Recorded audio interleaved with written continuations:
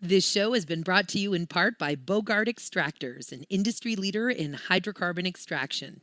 Bogart machines have been used in licensed extraction facilities all over the world and are available in small or large capacities for any scale operation. Call Bogart at 855-553-3887 or visit them at www.bogart.com. That's BHOGART.com and get the right equipment for your lab today. Are you ready for liftoff? Don't miss Canada's #1 cannabis conference and trade show, Lift & Co Expo, coming this May 12th through 15th to the Metro Toronto Convention Centre. Level up your industry intel at the Lift Cannabis Business Conference, plus connect with movers and shakers from across the cannabis industry and preview new products and services from over 250 exhibitors. Plus, everyone loves Lift & Co Expo's prizes, live music, and more. Visit liftexpo.ca for tickets. That's liftexpo.ca.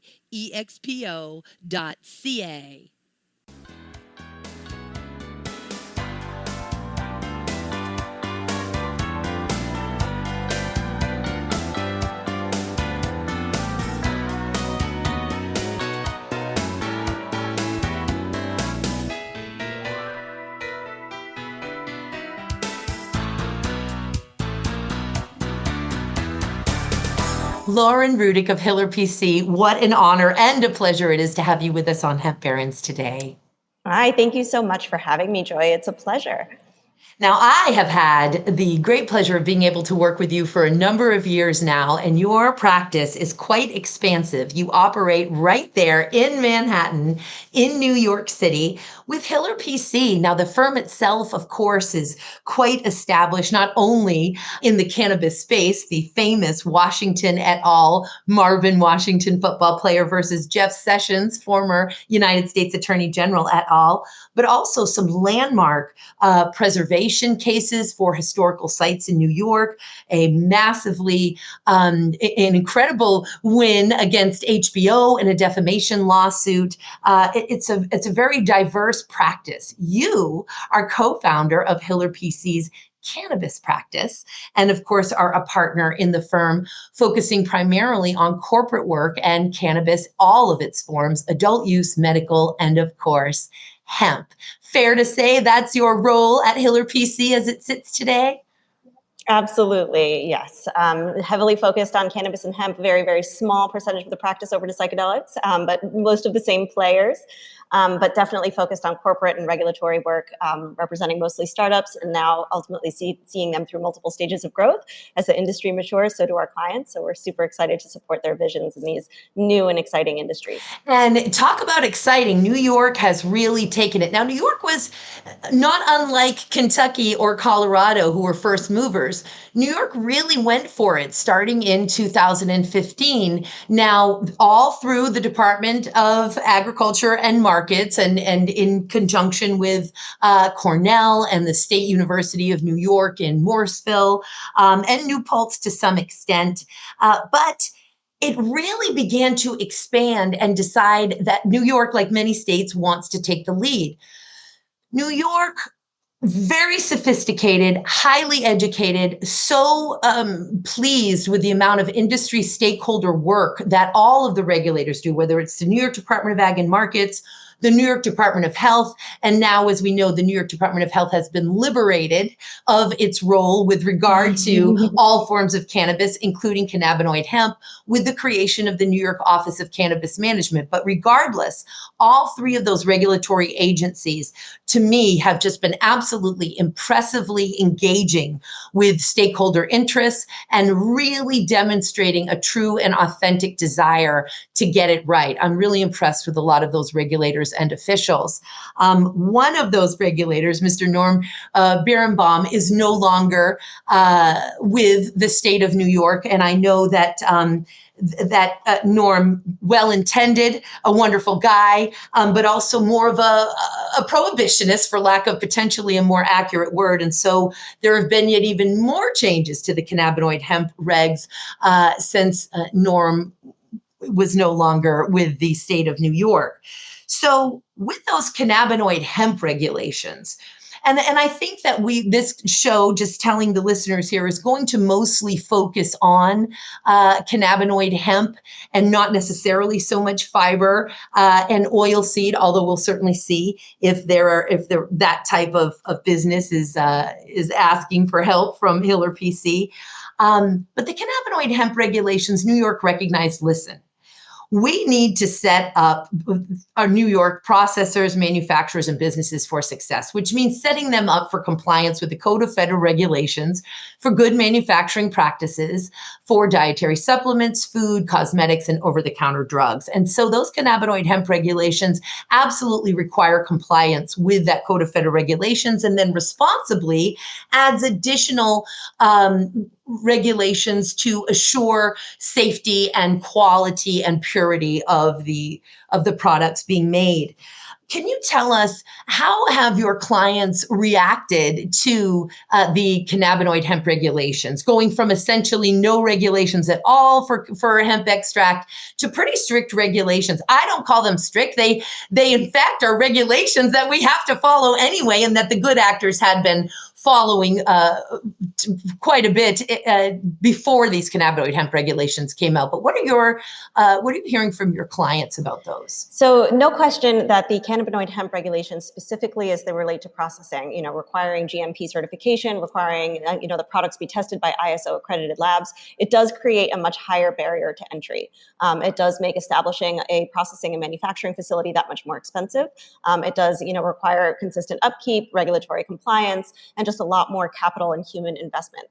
So that is a con, but the pro is we have a regulated pathway to engage in these activities. So from an operational standpoint, having regulations is a blessing, because before it was just all gray market loopholes. I heard this, a criminal defense attorney told me that, the regulations leave open this, there's a possibility we could do that, maybe we can do this, maybe we can transfer across state lines. So much ambiguity. But as soon as the Department of Agriculture and the Department of Health moved over from the Department of Agriculture to the Department of Health, as soon as they promulgated these cannabinoid hemp regulations as it relates to processing, and even taking it that step further and requiring distributors and retailers to essentially police the products that they sell and ensure that all of the products that they sell meet the same stringent requirements that New York hemp processors and manufacturers are required to maintain. It really does create an exceptional program to ensure quality and safety in New York, not just imposed upon our own hemp processors, but also imposed on processors or products that are sold here in New York. So not to be scared of regulation. We're a big fan of regulation. It creates legal pathways. It is so much easier to operate pursuant to regulation than to operate in sort of a gray space, with no guidance and no checks on the types of activities that we're engaging in. That sort of system creates all kinds of opportunity for litigation and legal exposure and risk, whereas a regulated pathway mitigates all of that. Indeed, it's amazing what New York is doing. I mean, really being the first ones to require that CGMP compliance and make that overt pathway for food and beverage in a way that ensures, as you say, safety and prevents the litigation and all of those things. But additionally, New York was the first one, and this really raised the eyebrows of the FDA, and currently I think is still the only one that has set an actual limit for milligrams, a maximum amount of milligrams of total cannabinoids that can be in the food product. And as you know, a food product, 25 milligrams of total cannabinoids per package. If it's a dietary supplement, 3,000 milligrams total cannabinoids per package, with a maximum serving size of 75 milligrams of total cannabinoids. And what I think was so interesting is people were expecting that to be milligrams of CBD. But New York is quite sophisticated in understanding, certainly, that other minor cannabinoids and hemp-derived extracts are being used throughout the marketplace. And indeed, that they together have a different effect, the entourage effect. And they are also, of course, accounting for potentially intoxicating cannabinoids, such as delta-9 tetrahydrocannabinol, and wanting to make sure that all of those together equal these limits of 25 for food, 75 for serving, and 3,000 per package for dietary supplements. So very interesting stuff there. Do you have any clients that are taking issue with any of those limits? Are you aware of companies taking issue with those limits? I mean, they definitely raised eyebrows and a lot of questions as to how they came to those limits, and not a lot of answers on how they arrived at those limits. We had challenged, some lawmakers. There was a rumor, that they were looking to Europe and some of the guidelines in Europe with respect to total CBD, but that isn't total cannabinoids. But not a lot of transparency as to how they arrived at those numbers and determined that that was the safe number, and how to put a number on that. But nonetheless, I do hear that other states are considering following New York's lead in this regard, which is an interesting standard. So I myself would be very interested to learn more about how those numbers were reached. Yes, I was quite involved with those numbers. And so, and can certainly be happy to tell you, certainly with the 75, that had a lot to do with really the GW pharmaceutical trials that stated that they did not start to see liver hepatotoxicity until certain milligrams. Now, bear in mind, it's all kind of ridiculous because all of this hepatotoxicity, I think, and concern about liver damage is a bit of a red herring. And as we know, Epidiolex, when we talk about GW pharmaceuticals, we're really talking about a highly concentrated pharmaceutical refined form of a molecule of CBD, as A opposed single molecule, yeah. a single molecule, which was fascinating, and hopefully we'll be able to get into it during this interview. The new dietary ingredient notifications that were submitted this summer, which clearly were not for the single molecule CBD, but were for a full spectrum hemp extract. And we've still got the FDA pretending that the single molecule CBD is somehow the same article as a full spectrum hemp extract. They're just not even anywhere near the same. But the point being that the Epidiolex and these particular research that was cited, these trials were done with 1,500 milligrams of isolated CBD on some people that were already in vulnerable populations. So for the folks that went into a lot of these, if they went into the trial with existing liver damage, and so the listeners know when I say hepatotoxicity, that's a fancy word for liver damage, same thing, was if they already had liver damage or if they were taking certain medications where there's a contraindication, with those incredibly high doses, 1,500 milligrams a day of highly refined cannabidiol, yes, they saw some increased hepatotoxicity in those limited vulnerable populations.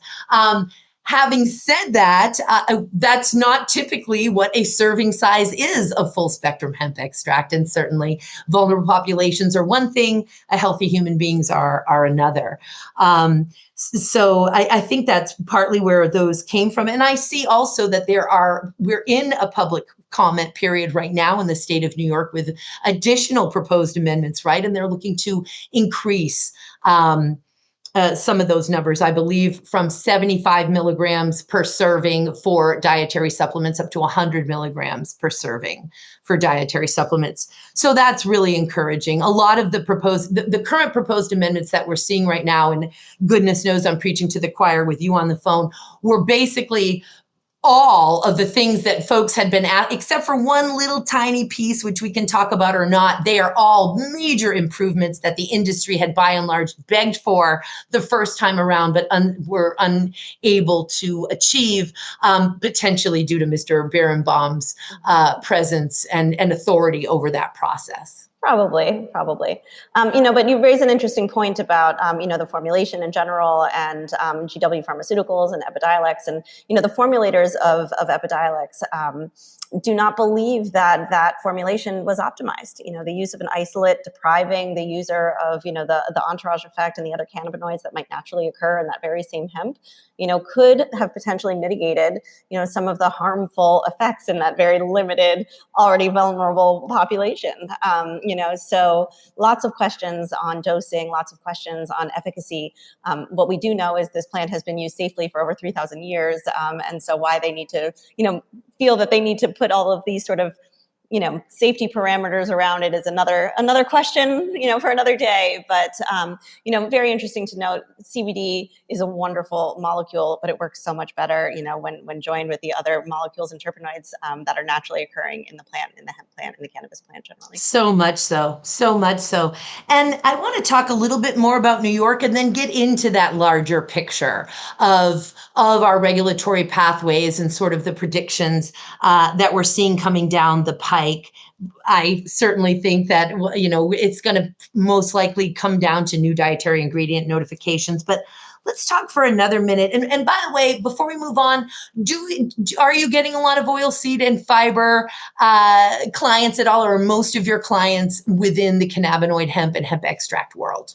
Most of my clients are within the cannabinoid hemp and extract world, although starting to see a little bit more interest in industrial uses. It's starting to pick up a little bit, a lot of talk about soil remediation, a lot of talk about, hemp for cannabinoids, hemp for terpenes. I mean, I guess that still falls into that same sort of program, and food and feed, as the more education we have about hemp just being the most perfect, protein with all of the omegas, definitely a lot of talk about food. I think the biggest problem with the industrial uses of hemp is that we're so behind.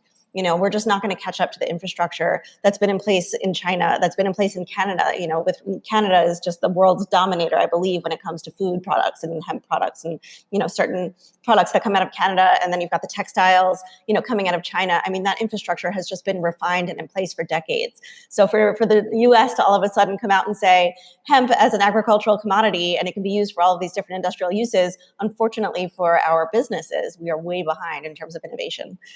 So I think that that's very daunting for our clients to all of a sudden jump into hempcrete, for example, or jump into, some sort of a fibrous plant for soil remediation and engage in those studies that still need to be done, that so deserve to be done and could literally heal the world. But, there's a lot to be said about that. But I do feel that there is going to be a resurgence. When I look at the way the money is flowing, I feel as though people were soured on hemp. There was a big bubble on hemp and it was very mainly driven by cannabinoid hemp, and then just a lot of uncertainty at the FDA level. And then just not a lot of certainty with, the 2018 Farm Bill was outstanding in providing, legality, but still just so many questions, so much tension, living in between the 2014, 2016, 2018 Farm Bills, just so much gray space that it was very intimidating. So I do feel like it sort of grew and then shrunk and now it's growing again. But no, you are right. The vast majority of our clients are focused on cannabinoid hemp and hemp-derived terpenes, but I would love to see more industrial use. And as well, they should be. They are smart in terms of where is the infrastructure for me to make a viable business model using or incorporating hemp into my existing manufacturing regimes. And I think you're starting to see more interest because that infrastructure certainly is growing. Fiber is really where I think the trillion-dollar industries are, absolutely, as you know, with human and animal nutrition. Now, from the human side, FDA, of course, has already deemed hulled hemp seeds, hemp protein derived from those seeds, and cold-pressed oil or hemp seed oil as GRAS, generally recognized as safe. We do not have that luxury for animal feed, which would absolutely transform agriculture and certainly would transform our farming industry and would be great for those of us who are partial owners in grain processing facilities. It's just incredible what the same process here in our developed country that a food goes through in order for it to be deemed safe. It's incredible what a food for ag feed goes through outside of companion animals, meaning sort of horses, cats, and dogs, although AFCO and the FDA's Center for Veterinary Medicine, both of them. What's weird is that AFCO is like a private trade association. So I'll never understand this sort of relationship that this private trade association works with FDA's Center for Veterinary Medicine to basically control what is approved for ag feed. It has to go per ingredient, per species, and even per subspecies. So far, there's been one application written. It's for ag feed, for seed cake for the laying hen, somewhere around $250,000, so on and so forth. Very frustrating. But point being, your clients are saying, hey, the infrastructure isn't here yet, so I'm going to go with the infrastructure that is available if I want to engage in these industries. Now, for New York, there's something very interesting that has happened, an opportunity that has opened up for hemp farmers, and that is the conditional cultivation and conditional processor license for existing, and there's all kinds of boundaries in terms of eligibility, but for existing licensed hemp farmers. Can you talk to the listeners a little bit about that? Absolutely. So very clear distinction. It is for the existing licensed hemp farmers that have authorization to engage in the production and farming, or the farming and production, farming and manufacturing of and processing of hemp for cannabinoids. not industrial use. This is specific authority for hemp for cannabinoids. And those farmers must have grown and processed hemp for 2 out of the last 4 years. Need a little bit of clarity around that because the licenses are for a 2-year term. So if you got a 2-year license and you grew hemp last year and you're going to grow it this year, would that count? Still needs to be determined in regulation. If somebody is just breeding for seed and not really harvesting, does that count as a harvest? Are they no longer disqualified? They could be stewards of the entire hemp program and seeding all of the different entities, all of the farmers, and they would have nothing to grow and harvest if not for the breeders. But if the breeders aren't harvesting, are they going to be disqualified, from being able to participate in this program? So a lot of questions to understand what does it mean to have grown and harvested hemp for 2 out of the last 4 years. I know the state is going to be looking for documentation. That documentation is only specific to how much was grown, not how much was harvested. So we definitely have to take a very close look at how they're going to define that. But the eligibility criteria is clear. You have to have the authorization for growing cannabinoid hemp or processing cannabinoid hemp and engaging in that research. It had to have been part of your original application and then authorized under the auspices of a research partnership agreement. It is very exciting. There are some limitations. If you can only grow outdoor or in a greenhouse. If you're going to grow outdoor, you're limited to 1 acre. If you're going to grow in a greenhouse, you're limited to 25,000 square feet.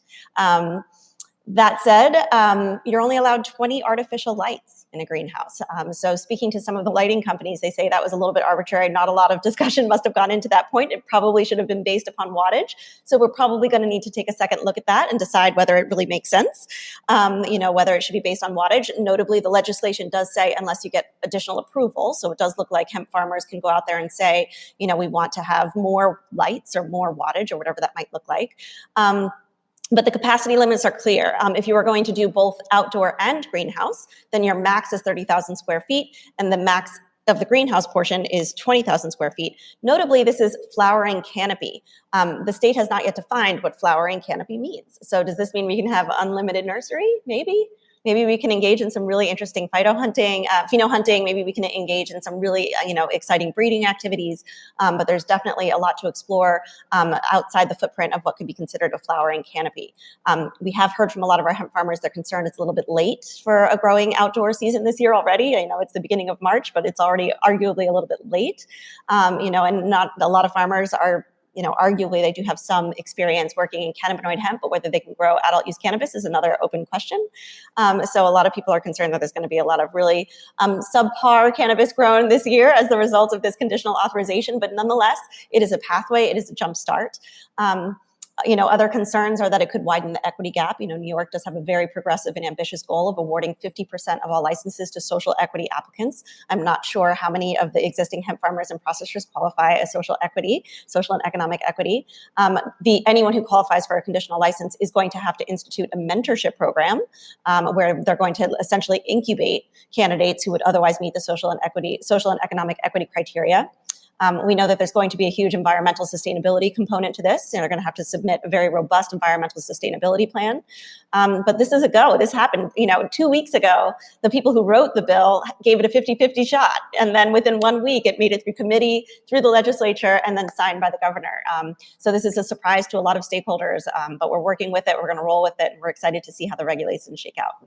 It's so fascinating because there is just so much support for building all forms of cannabis industry in New York. And that's why we're seeing these things pass through so quickly and be signed. And there is a desire. I think regulators and the lawmakers just so much want the adult use cannabis business to start moving ahead. And they're afraid that with new licenses, with inexperienced cannabis farmers, it's going to take a while. So to basically jumpstart the adult use cannabis businesses they're saying, hey, we're going to allow these conditional cannabis cultivation licenses and processing licenses to move forward with the only experienced people above board, I guess we would say, in the non-traditional market that have experience here. And those would be our cannabinoid hemp licensed or authorized farmers and processors. It's to jumpstart the program. Is that correct? It is, yep, it's to jumpstart the program. The state really wants the money. I mean, New York has been through a lot with the pandemic. The state is eager to see this happen. Again, the social equity component is interesting because a lot of the bill and legalization is supposed to be rooted in social equity. So that is an interesting, kicker to see how that's going to shake out and whether the state is going to remain committed to those goals. I know very recently the head of the social equity program in New York recently stepped down. So I believe that there is a job available there. So we'll see how that shakes out. But this is a jumpstart to the program. It does afford a wonderful opportunity to our cannabinoid hemp farmers and processors, some of whom, haven't done so well over the past couple of years. There was definitely a CBD boom, and a lot of them got very excited and then hopes, shattered and crashed, so they're very much looking forward to recoup some of those losses when the projections got a little bit out of control 2 or 3 years ago. Indeed. And then just one last piece on that particular bill, S8084A, is one of the other requirements. God, you just amazing whiz, giving us all of those guardrails from that bill. The one thing is that they are requiring licensees to enter into and maintain a labor peace agreement with a bona fide labor organization. And can you explain to the listeners what that means? Absolutely. So this is an increasing requirement. New York was the first to require this in its medical cannabis program, and we're starting to see it across the board in a lot of new jurisdictions in medical and adult use cannabis. But a labor peace agreement is an agreement between the employer and a labor union that ostensibly could represent the workers that are servicing that particular facility. And it's an agreement that basically protects against labor disruptions as a result of conflicts between the workers and management. And it provides a mechanism by which they can resolve conflicts and a mechanism by which those workers can unionize. So it sets forth a procedure by which they can vote, by which they can learn about the union, so they can learn what benefits the union can offer. It sets some parameters on when the union can solicit, when the union can't solicit.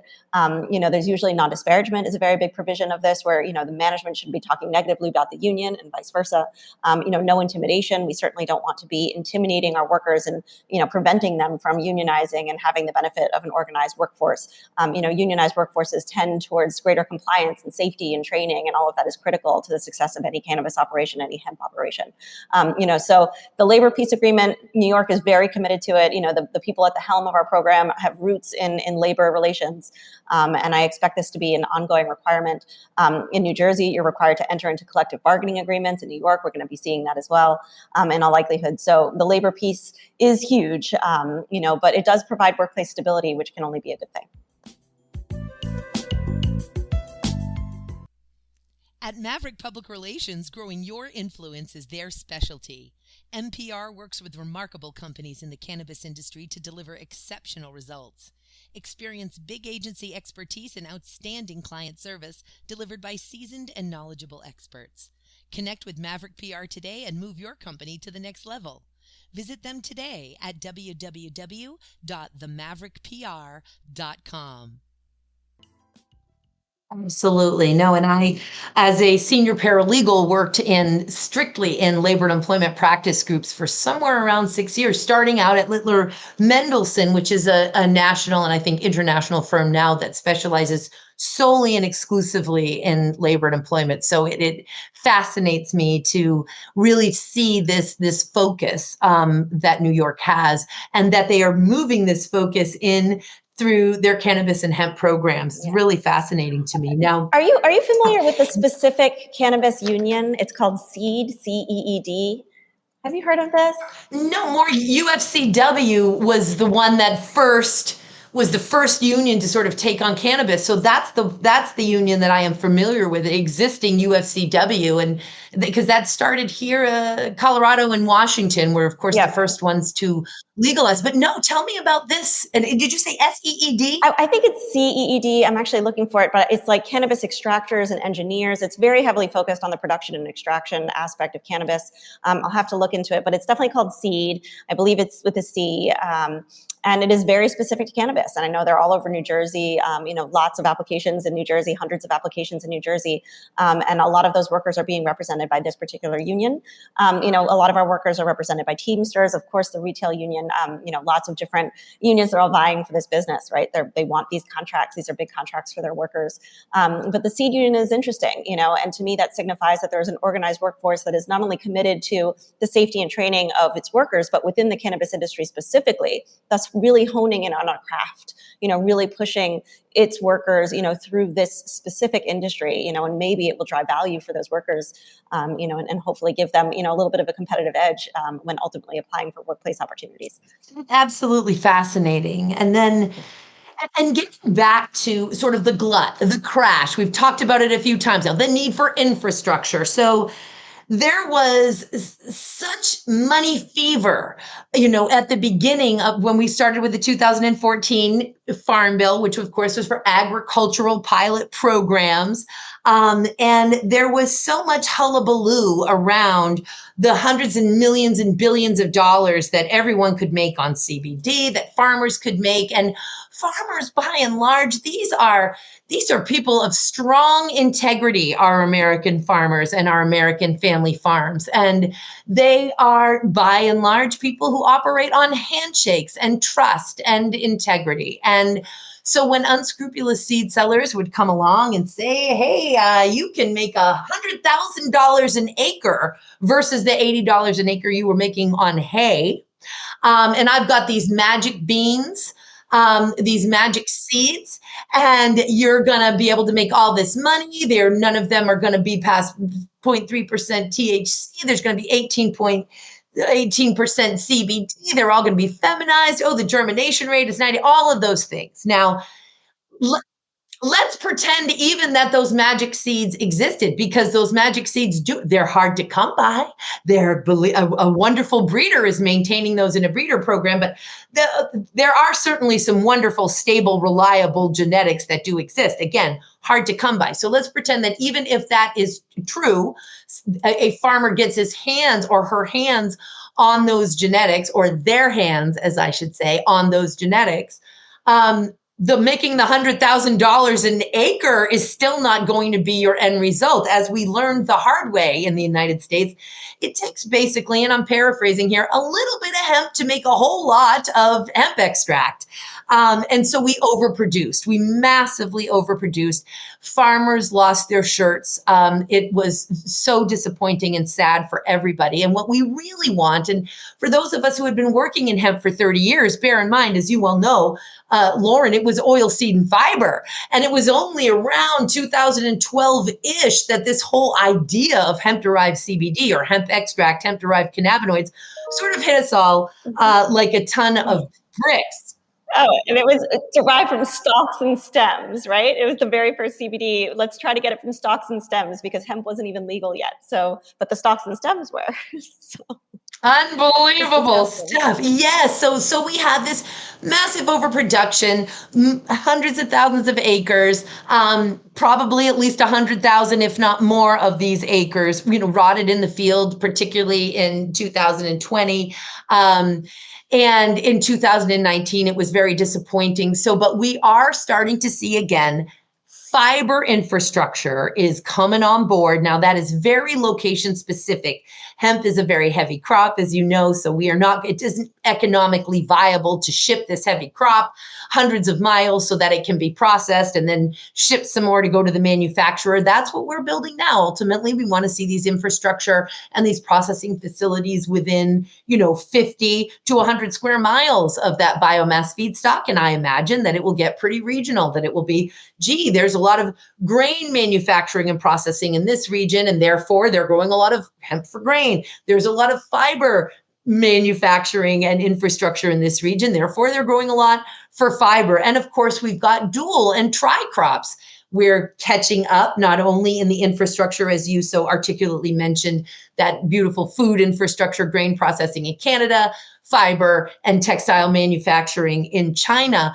We're catching up. And as we do, our farmers will start to grow more of those types of crops.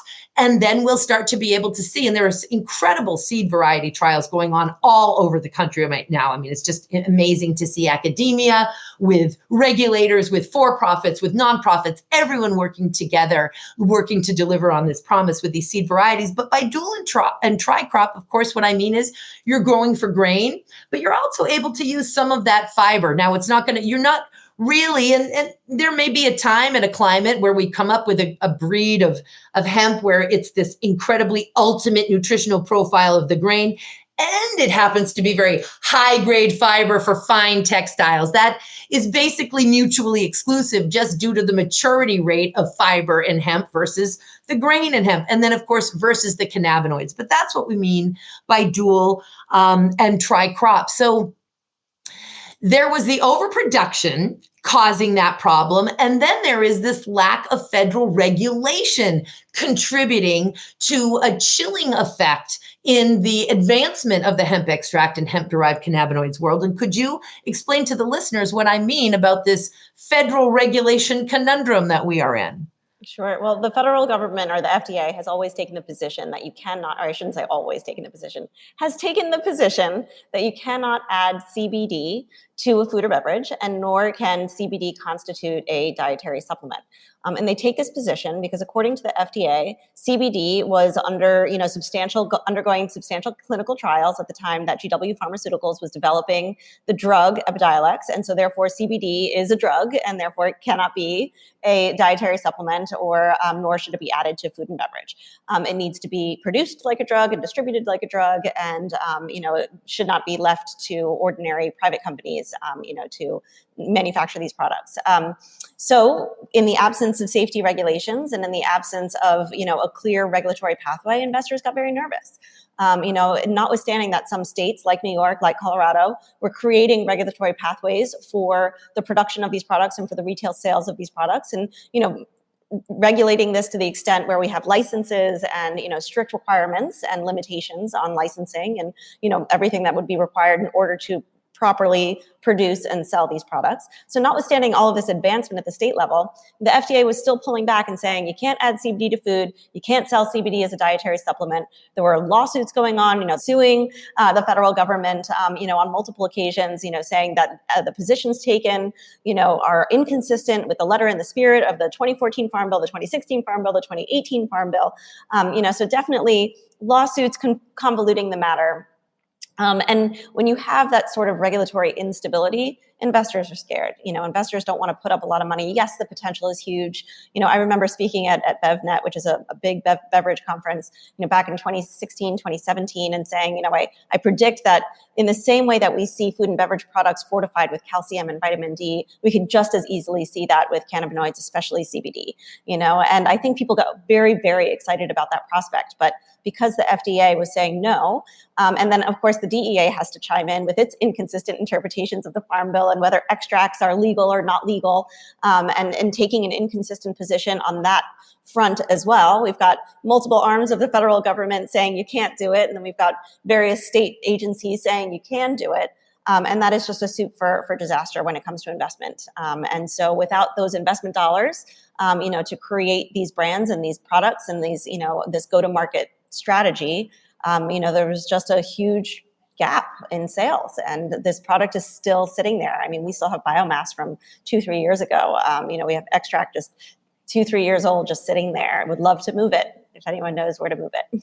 Yeah, and what is also interesting is that glut, that leftover, is that therein is where Delta 8 was born. What are we going to do with all of these cannabinoids? We're going to synthetically convert them to potentially intoxicating cannabinoids. 100% the result of prohibition. These are not real cannabinoids. These are Frankenstein cannabinoids, and it is a direct result of prohibition. And if cannabis and hemp were liberalized in the way that they should, we would not be seeing these, potentially harmful products being created, that aren't properly regulated and that probably should be, regulated much more like medical or adult use cannabis than hemp. But definitely some very concerning products have been produced. Some really interesting conversion techniques used to convert CBD into Delta 8, Delta 10, THCO. Is that something that I'm seeing now? Some really unique products, that I think people are very worried about because there's just no production standards, no safety warnings, not a lot of information as to how these compounds are going to interact with your system. Probably best just to keep it natural, and work with those compounds that are naturally occurring in the plant.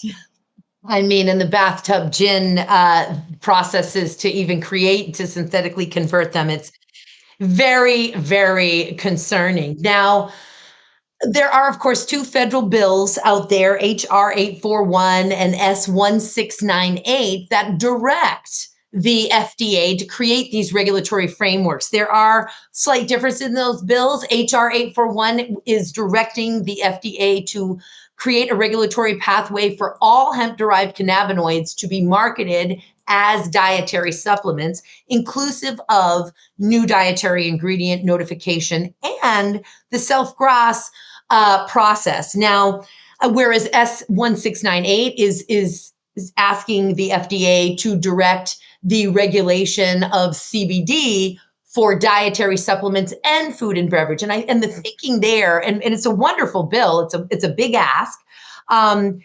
Why is there one that's just asking for dietary supplements? Why is there one that's asking for food and dietary supplements? Of course, the rub there is that we're pretty confident that the FDA is going to feel more comfortable with CBD as a dietary supplement to the extent they can be bullied at all to move forward in doing their job. As you know, we're in year 3 now in an open rulemaking period, trying to get them to regulate this.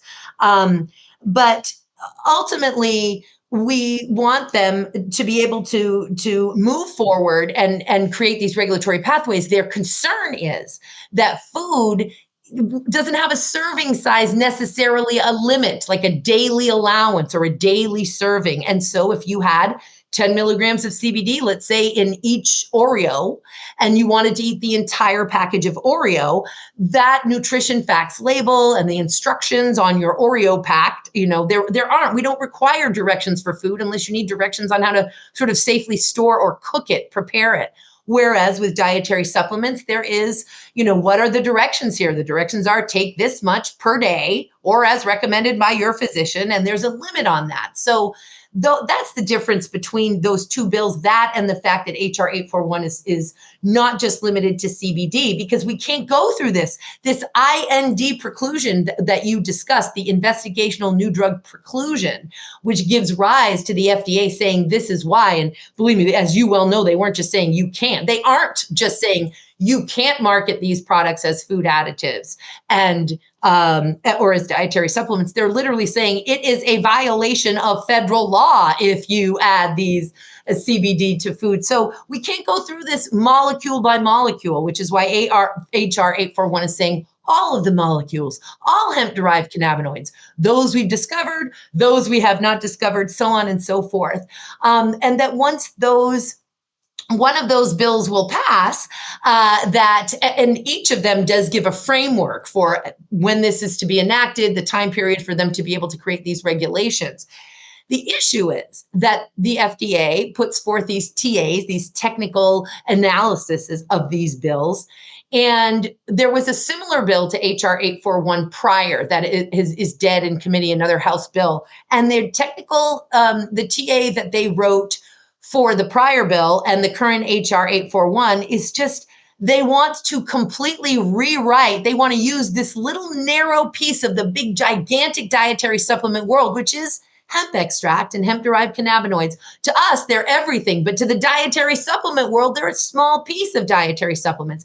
And the FDA wants to use these bills to basically create live their desire of rewriting the Dietary Supplement Health and Education Act, DSHEA, we call that for short. The Dietary Supplement Health and Education Act created a legal dietary supplement industry, and the FDA does not like the dietary supplement industry that was created by DSHEA, and it's really been, for lack of a better word, sort of the ugly stepchild of the FDA. And now we're piling on by adding cannabis to it. And they seem to want to completely rewrite DSHEA as a result. So I think it's going to be very interesting what's going to happen here. But as you know, we've also seen multiple state departments of ag, multiple federal lawmakers all writing signed group letters, basically begging, demanding the FDA to move forward and regulate these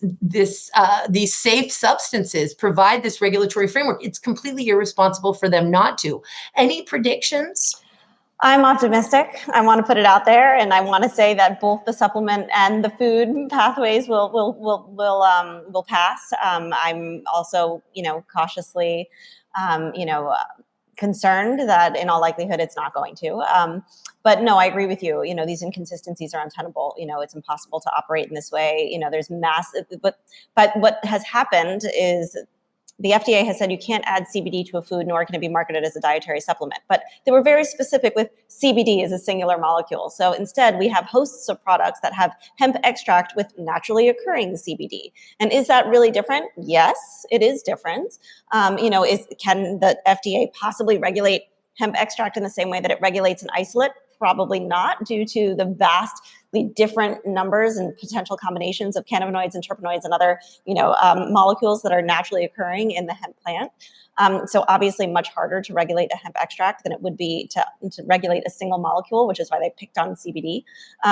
But that has just created this massive loophole and gray area to exploit. So it would be much more responsible for the FDA to pass this regulation, or to approve this regulation, or for this regulation to be passed and then create this pathway for the FDA. Because that would create the stability, that the market very much needs. And, if the FDA is so concerned on product safety and quality assurance, it's not going to achieve that with the targeting CBD in the way that it has. It will achieve that by taking stock of the multi-billion-dollar demand that has been created, the multi-billion dollars of sales transactions that are already occurring, and figure out the best way to wrap its arms around that and provide a legal pathway. Otherwise, again, we're operating in gray space. It's not stable for investors, it's not stable for businesses, and it's not healthy for consumers. And often when, in our lobbying calls and the reach is great, we hear even from FDA counsel, well, we would need more money to enforce. Oh, well, then by all means, use that as an excuse to not enforce now and just let all of us just run rampant. And then all of the states that are just pulling their hair out. New York really said, we hope that these other states will use us as the barometer so that we can actually create a safe industry here in the United States. They want to be the template. It'll be interesting to see if California, which of course passed AB 45, if they're going to take notes from New York, because I know there's a great relationship, New York and California, New York and Florida. There's a couple of states that New York has these great relationships with. I really hope that they go ahead and take those notes. Another prediction that I have is, and I don't know if this will be for all molecules, but all cannabinoids, but I think that it probably will be for CBD, is I think once there finally is a regulatory framework in place, most likely isolate, which will be defined. And oh my goodness, the different definitions of cannabinoid isolates that exist in different states. But will be defined and then will be relegated just to pharmaceuticals or drugs. I do think that the FDA is most likely going to take CBD isolate away. I can see that. It's easy. They can do it. I can see them doing it. It's practical, and it's discreet, and they like that sort of stability. So I could see that happening too. Yes, yes. And of course, and as you know, the more recent bill, the Hemp Advancement Act has been filed. That's more of a technical amendment to the 2023 Farm Bill. It's coming out as a standalone bill. Representative Pingree from my own home state of Maine has prime sponsored that, and that is asking to increase the level of THC in the field, specifically in the field, to 1%, keeping finished products to 0.3%, but 0.3% total THCs, not 0.3% of just specifically Delta 9. We've learned some lessons here with these other isomers. And there's some other great other bells and whistles and improvements around that bill. The bill is being met with different amounts of receptivity. We're a strong supporter of it. I'm a strong supporter of the Hemp Advancement Act, and I hope that it moves forward. As we come to a close, Lauren, I really just want folks to understand the level of expertise and the level of specialization in these different practice groups that they get when they go to Hiller PC, because there are all kinds of cannabis practices that have sort of popped up. You can put that shingle on your shack. We have no idea the level of experience with many of these new attorneys who are coming in specifically in the cannabis and hemp space. You have been operating for several years now, certainly since the beginning of hemp in New York, and you advise clients in multiple states, Colorado, Washington, which are the first to legalize. But in addition to that, you have a great, strong corporate practice and other areas. And I'd like for you to just follow up here by other areas of specialization and subject matters that your cannabis clients need. Cannabis clients need real estate lawyers. Cannabis clients need labor and employment lawyers. But at Hiller PC, yeah, what are the different specializations and areas and subject matter help that they can receive at Hiller PC? Sure. So no question, engaging in the cannabis industry is an interdisciplinary practice.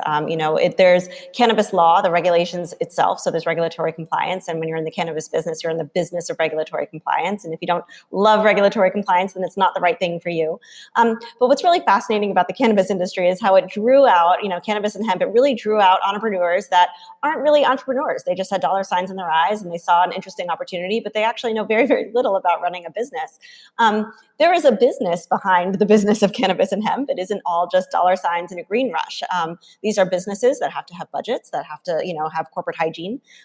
So we do a lot of work with startups, a lot of hand holding. Startup law in general, you wear a lot of hats. It's a lot of counseling and it's a lot of advisement. It's a lot of setting clients out on a proper trajectory.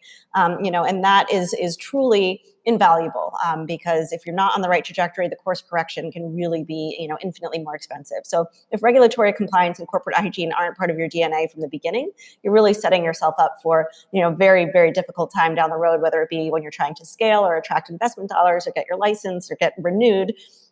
Renewal can sometimes be just as onerous as getting a license in the first instance. So lots of different practice areas that feed into that. So all kinds of startup law, corporate formation, all the corporate transactions, M&A transactions, financing. Of course, if you're going to, the cannabis license, hemp licenses, those are location specific. So there is definitely a land component to that. Sometimes you need a variance to engage in the use itself. Sometimes you might have an as of right use. Sometimes there's a land purchase. Sometimes there's a lease. Sometimes you have to get a little creative with that lease. Because it can be very expensive. We know that landlords love to gouge cannabis companies because everyone thinks that cannabis companies are made of money when really it's not as profitable as everyone thinks it will be. Tons of revenue, no question. Cannabis businesses generate a lot of revenue, but that does not translate into profits. I think one of the rudest awakenings that cannabis businesses have is they might not have the money to have a cannabis business. They really have to be prepared to withstand and operate at a loss for several years. These programs take some time to develop. So there's definitely a lot of financing transactions, a lot of very creative ways to attract financing, loans, convertible notes, safes, standard, equity investments. A ton of intellectual property protection. I'm actually, in addition to wearing a legal hat, I serve as a director of Breeders' Best, which is a record label style producer of unique cannabis genetics and hemp genetics. So very much focused in cannabis and hemp genetics. And I work with Plant and Planet law firm, Dale Hunt at the helm of that. He's also at the helm of Breeders' Best. So really exciting, some plant protection, plant patents, utility patents where appropriate, responsibly, of course. A lot of work in trademark. Trademark law is very interesting because none of these products, cannabis products, are used in interstate commerce. Hemp products are used in interstate commerce, but the USPTO has said they're following the FDA on this, and they're not really granting trademarks for the food and beverage products, although we're starting to see a little bit more movement with the topical products. For cannabinoids, For cannabinoids, yes. Absolutely. No, 100% right. So, we're definitely, there's a lot of work being done at the IP level, whether it be patents, whether it be trademarks and copyright artwork, branding, all of that is very exciting. So a lot of team building for sure. Independent contractors, advisors, all manner of professional service providers, accountants, onboarding your team. I mean, you can't do this alone. I shouldn't say you can't do it alone. I actually know, an operator in Alaska who literally does it alone and fills his own machine and flies his own seaplane to get his supply and to do his drop-offs. And he literally is a one-man show. So I don't want to say you can't do it alone. You can do it alone if you're very special and talented, but usually it does take a little bit of a village to operate these facilities. And assembling that team definitely takes some work. Cannabis businesses have to follow the same laws that everybody else does, wage and hourly laws, anti-discrimination, all of the things. And people think that because we're operating in open violation of federal law, that the regular laws don't apply to us, but they all, in fact, still apply to us. To the hemp world where the No, do the Code of Federal Regulations exist for dietary supplements? Yes, the Code of Federal Regulations exists for food. And you should follow that code because it's the law if you're engaging in that industry. Yeah, I mean, the only law we're not following, right, is the Controlled Substances Act, and that's not for hemp. Hemp is compliant because of the exemption or exception that the Farm Bill creates for hemp. But nonetheless, all of the regular laws that apply to any startup business apply to you as a cannabis or hemp business.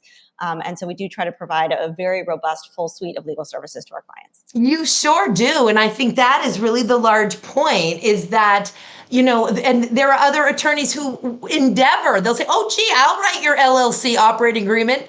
Have you ever written an LLC operating agreement before? No, but now that I'm a cannabis lawyer and I've started my cannabis practice, I'm going to write LL operating. And no, I would like to go to an experienced corporate attorney who knows all about it's just basic stuff, but buyer beware, consumer beware. And one thing that you didn't mention that I just think is so amazing that Hiller PC does is right on down to the SOPs. You have experienced technical writers who have been in this space in multiple states. From that perspective, it's just incredible the exemplary legal services that you get in such a wide spectrum of specialized subject matters when you go to Hiller PC. And I have to say, I can't believe I just learned for the first time, Ms. Lauren, that you are director at Breeders' Best. Because of course we've had Dr. Ethan Russo on the show, and I just didn't realize that. Is so fantastic to learn the many talents of Lauren Rudick. What an incredible woman you are. Oh, well, thank you. It's, that work is exceptionally exciting. I represent Dr. Ethan Russo. I represent his company, Credo Science. I do a ton of work with him. And, Dale Hunt is special counsel to our firm. But bringing on the technical writers, bringing on these subject matter experts and consultants and these specialists is critical for us to understand the business needs of our clients. I mean, there's so much gap between the legal and the business. And if we're going to be applying for competitive licenses and writing business plans and workforce development plans and environmental sustainability plans and all of the regulatory compliance, we need to really understand the business.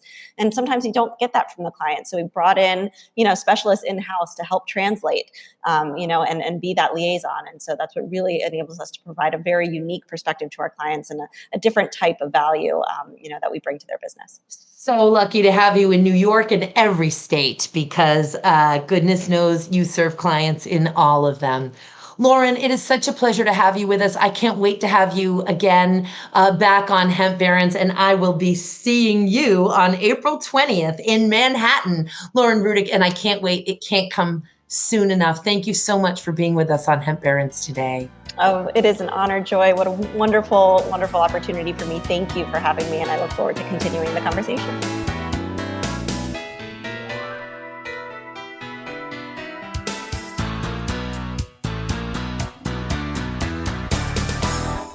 Hi, I'm Gary, and I invite you to discover the Cannabis Podcast, a bi-weekly podcast focused on a Canadian's cannabis culture. I would be the Canadian, and my cannabis passion and culture has been building for 5 decades. I share that passion for this wonderful plant in every episode, through conversations with cannabis advocates and enthusiasts, stories about the ever-changing legal environment, and some hands-on testing of product in a segment I call Cultivar Corner. The Cannabis Podcast, a Canadian's cannabis culture, one toke at a time.